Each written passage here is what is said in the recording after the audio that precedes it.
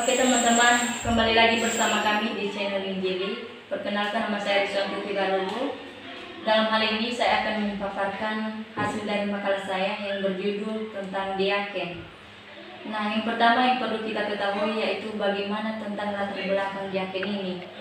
Nah, di sini kita akan tahu bagaimana tentang diaken ini. Yang pertama, kalau kita ketahui di samping pendeta dan penatua, kebanyakan gereja kita di Indonesia ini mengenal yang namanya diaken atau sebagai jabatan dalam gerejawi. Nah, menurut tradisi yang kita warisi dalam gereja-gereja barat yang datang sebelumnya memberitahukan Injil kepada kita, pekerjaan diaken itu ialah melayani suatu orang-orang dalam gereja, dalam hal ini baik orang yang sakit dan juga orang-orang yang hidup dalam kekurangan. Nah, langsung saja dalam misi, yang dimana pengertian dari diaken ini perlu kita ketahui dulu. Diaken dalam bahasa Yunani yaitu diakonos digunakan untuk menjelaskan suatu mengenai orang yang diutus dalam pelayanan yang mengurus. Namun diaken ini juga bertugas untuk mengurus hal-hal yang lain. Tanggung jawab seorang diaken ini juga mungkin termasuk dalam mengerjakan tugas-tugas administratif atau organisasi, mengantarkan jemaat, memelihara suatu gedung gereja ataupun sebagai bendahara secara sukarela. Nah, semua ini tergantung pada kebutuhan gereja tersebut dan karunia-karunia yang tersedia dalam suatu gereja tersebut. Nah, tanggung jawab seorang diaken ini tidak tercantum atau diuraikan secara jelas di dalam Alkitab.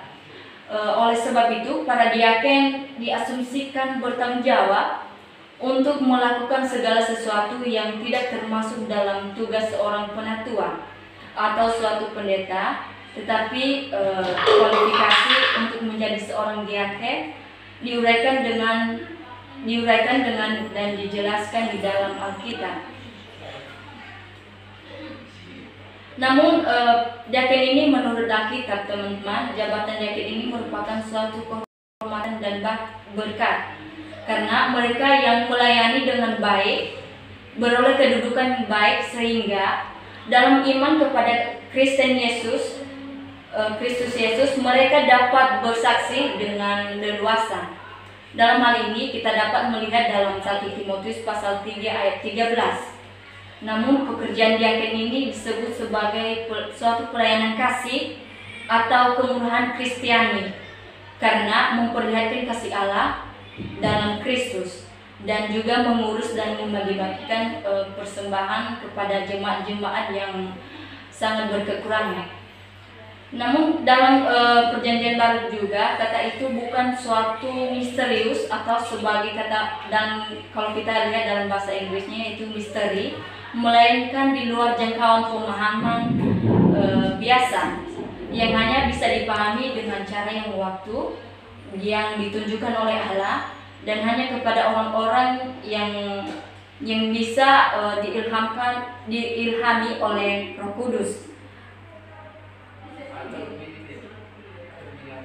Dalam diaken ini juga ada yang namanya bentuk diakonia, yang dimana diakonia ini sebagai pelayanan kasih yang tidak lagi menjadi monopoli kegiatan institusi gereja, tetapi dilakukan oleh lembaga pelayanan Kristen dan di luar suatu gereja tersebut.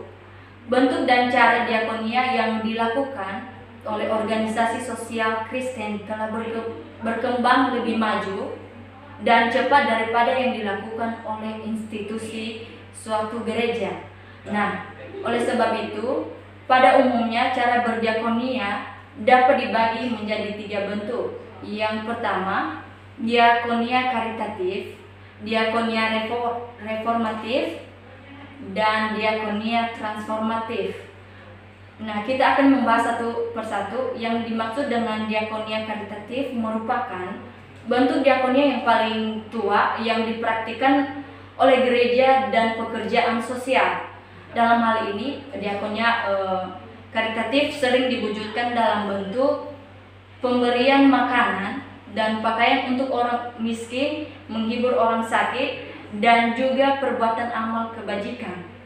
Nah, diakonia reformatif merupakan bentuk pelayanan diakonia yang dilakukan dengan cara memberikan fasilitas dan keterampilan tertentu bagi yang membutuhkan atau yang memerlukan suatu bantuan. Menjelaskan bahwa pelayanan diakonia reformatif pertama kali dimulai oleh anggota Perserikatan Bangsa-Bangsa. Nah, diakonia transformatif merupakan diakonia yang dikenal juga dengan istilah diakonia pembebasan, yang dimana diakonia transformatif tidak berfokus pada satu individu saja, tetapi pada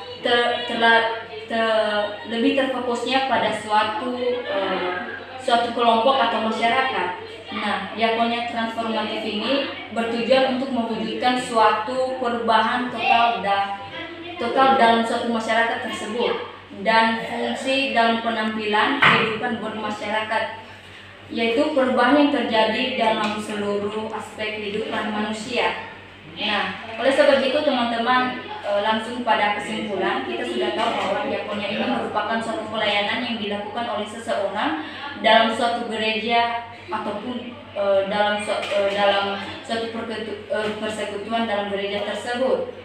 Nah, kata diakon ini lebih digunakan sebagai suatu rujukan bagi para penolong di gereja. Dinyatakan di kitab Kisah Para Rasul, kita dapat membuka sendiri, dan tanggung jawab seorang diaken mungkin termasuk dalam hal ini mengerjakan tugas-tugas administratif atau suatu organisasi dan mengantarkan jemaat untuk memelihara gedung gereja ataupun sebagai bendahara secara sukarela.